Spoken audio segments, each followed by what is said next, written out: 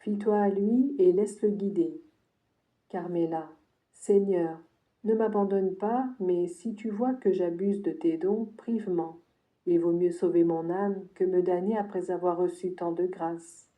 Jésus, ma fille bien-aimée, laisse à Dieu le soin de disposer ce qui est le meilleur pour toi. Toi, pense à le louer et à le bénir toujours, quand le soleil brille et quand tu es dans les ténèbres, lorsque tu es dans la joie ou la douleur, dans la prospérité et dans l'adversité. Personne mieux que lui ne sait diriger ton âme et les événements de ta vie, de sorte que, conduite par moi, tu puisses parvenir à la vie éternelle. C'est pourquoi reste indifférente aux dons que je puis t'accorder et dont je puis te priver selon les besoins, mais demeure fidèle à mon service afin de me prouver ton amour.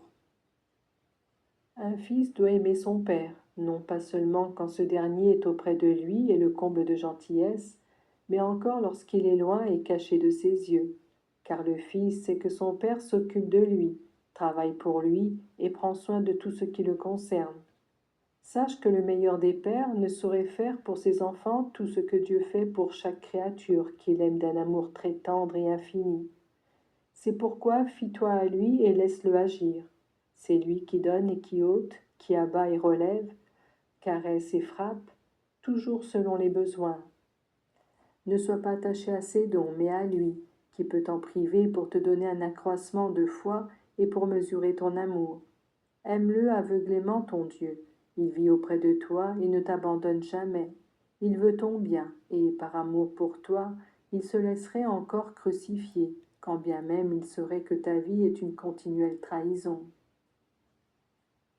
Les âmes coûtent mon sang. Carmela, Jésus, que puis-je faire pour la conversion de...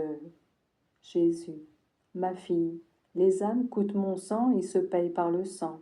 Ce ne sont ni les paroles qui convertissent, ni les menaces ou les injures, mais l'amour poussé jusqu'au sacrifice complet. Aime-le de sorte qu'il sente l'intensité de ton amour.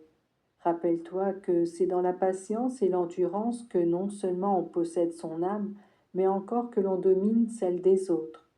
Répare, supplée et ajoute ton bien à ce que lui-même ne fait pas. Couvre ses chutes du manteau de la bonté et de la charité, et persévère dans la prière. Par elle, insiste de toutes les manières afin que, pressé et importuné, le Père ait pitié de lui et lui fasse miséricorde. Sois généreuse dans l'offrande de sacrifice et de renoncement, et élargis tes intentions à toutes les mamans qui se trouvent dans les mêmes conditions. Prie son bon ange et ses saints protecteurs, pour qu'il l'aide à se relever de ses misères et à s'élever spirituellement et moralement. Recommande-le aux prières des bons et aie confiance en la divine miséricorde. Fais tout ce que je t'ai dit dans la sérénité et la paix. À Dieu, rien n'est impossible.